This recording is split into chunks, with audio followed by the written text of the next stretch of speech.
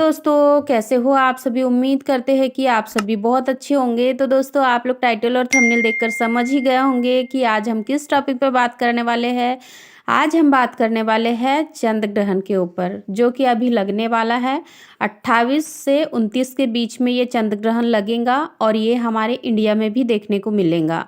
जो महिलाएं प्रेग्नेंट है वो लोग बहुत ज़्यादा डर जाती है। जैसे ही चंद्र ग्रहण सूर्य ग्रहण का नाम सुनती है उनको बहुत डर लगता है कि हमें कोई नुकसान तो नहीं होगा, हमारे बच्चे को कोई नुकसान तो नहीं होगा।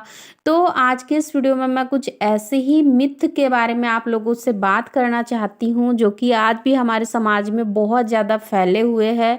और इसके पीछे के कुछ साइंटिफिक रीज़न भी बताऊंगी कि ये जो हमारे बड़े बुजुर्ग कहते हैं हमें कि ग्रहण के समय हमें क्या क्या नहीं करना चाहिए, आखिर वो क्यों कहते थे, इसके पीछे का भी मैं लॉजिक बताऊंगी।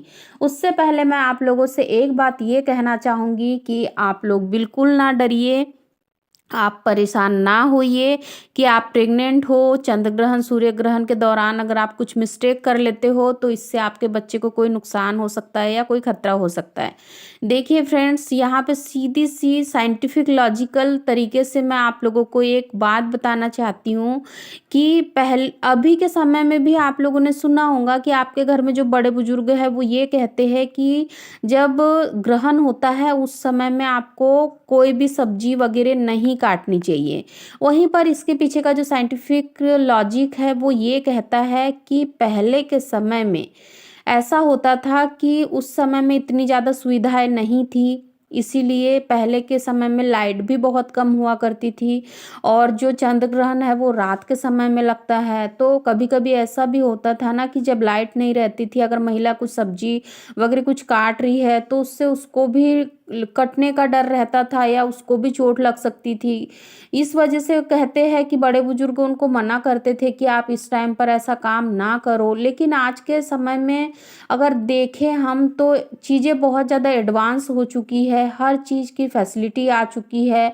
तो ऐसा नहीं है कि बहुत बार ये भी कहते हैं लोग कि अगर आप सब्जी वगैरह काट लेते हो ग्रहण के दौरान तो आपके बच्चे कटे पिटे पैदा होंगे, उनके होठ पे कुछ निशान होगा या उनके शरीर का कोई अंग कटा हुआ होगा। तो मैं यहाँ पर आप लोगों को बताना चाहूँगी कि जैसे कि आप लोग जानते होंगे, आप लोगों ने मेरे वीडियो देखे होंगे, अभी ही जब मेरी 2 महीने पहले ही डिलीवरी हुई है। तो जब अभी जो सूर्य ग्रहण गया था उस समय पे क्या हुआ था कि मेरे घर में तो कोई था नहीं खाना बनाने वाले, तो मैंने ही सब्जी वगैरह काटी और मैंने ही खाना बनाया। तो फिर मेरे मन में भी ये डर था कि जो गलती मैंने कर ली है, सब लोग कहते हैं कि सब्जी नहीं काटना चाहिए नहीं तो बच्चे के अंग कटे होते हैं, तो कहीं ना कहीं मेरे मन में भी ये बहुत ज़्यादा डर बैठ गया था कि कहीं मेरे बच्चे का कोई अंग कटा पिटा ना हो। तो मैं बहुत ज़्यादा डर गई थी और मुझे बहुत ज़्यादा इस बात का डर लग रहा था कि कोई दिक्कत तो ना हो जाए, क्योंकि बहुत बार क्या होता है कि जो पुरानी जो परंपराएं चली आ रही है उसको ही हम सुनते आ रहे हैं, देखते आ रहे हैं, इस वजह से हमारे मन में बहुत ज़्यादा डर भी बैठ जाता है। तो मुझे भी यही सारी चीज़ें लग रही थी, लेकिन मैं आप लोगों को यहाँ बता दूँ कि मेरी बेटी हुई, मुझे मेरी बेटी के शरीर पे ऐसा कोई भी निशान नहीं है, कोई भी प्रॉब्लम नहीं हुई। और मैंने पूरा काम भी किया था ग्रहण के दौरान, क्योंकि मेरे घर में कोई काम करने वाले नहीं थे, इसीलिए मैंने सब कुछ किया, लेकिन बच्चे के साथ ऐसी कोई भी प्रॉब्लम नहीं हुई। अगर आप भी जाने अनजाने ऐसा कोई काम कर लेते हो, जैसे सब्जी वगैरह काट लेते हो या फिर कोई भी और काम कर लेते हो, या फिर घर से बाहर आपको इमरजेंसी में जाना पड़ जाए उस समय जब ग्रहण लगा हो, तो आप डरिए मत।